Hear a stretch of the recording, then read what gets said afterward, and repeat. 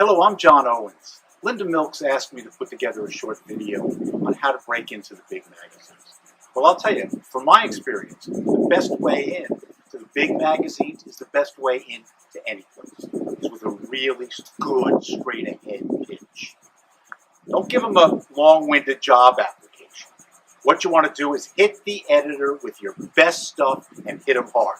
Okay? Find out the editor that deals with that column, that department, those features, and direct it to them. Give them the title, the headline.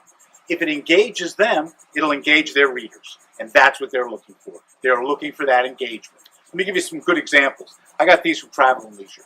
Right? 7 spots in Singapore every Crazy Rich Asians fan needs to see.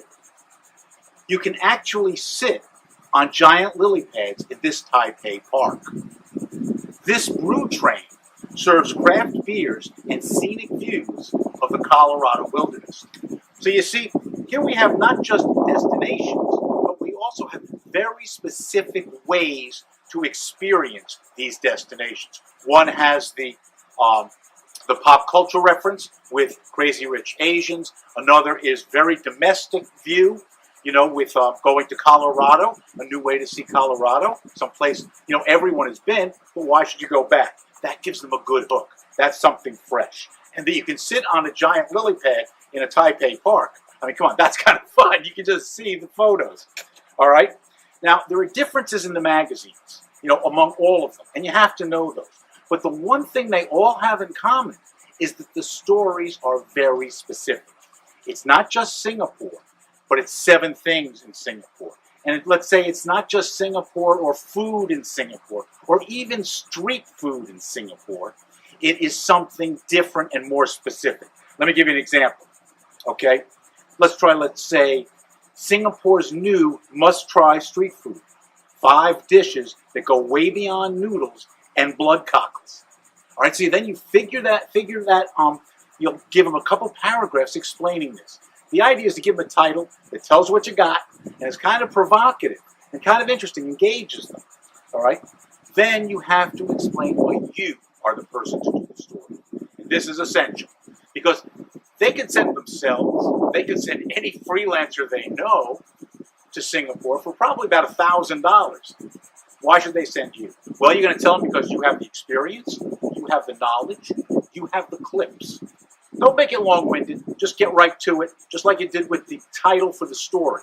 Okay? Here's what my credentials are. Boom. All right? You know, the thing is, you're facing so much competition. Everyone is a travel writer, and you have to prove that you are. When I was the editor of Travel Holiday, every person I met that found out what I did for a living told me that they were a travel writer. I kid you not. I was in the dentist chair. He was drilling a tooth and telling me why he should do a story about sailing in the Caribbean. All right? Now, fortunately, I was able to rinse and spit my way out of that one. But I'll tell you what, every hand I shook was pitching me stories. But none were very, very specific. And that's what gets you in. Now, also, you have to remember that the path to print often is paved by getting into digital. You know, the website, the newsletters, other digital properties. These require so much material. They just devour material on a daily basis. And so the editors of the digital properties are always on the lookout for good stuff. And they're always on the lookout for stuff with traffic drivers. Things with numbers, you know, 7 places that fans of Crazy Rich Asians should go in Singapore. 5 airlines that have been flying since the dawn of time that are still flying. 10 this, 10 that. Numbers are great. They love it. Okay?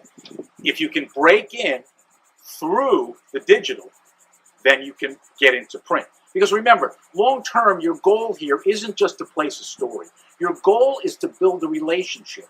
You want the editor to know that they can rely on you, that you've got good ideas, or if they have a good idea, that they can get in touch with you and get it executed. That long-term relationship is essential. Because if you look at the bylines, so many of them are the same people again and again and again. I know in my experience, I used maybe 24 people constantly. New people could break in, but they had to be really strong.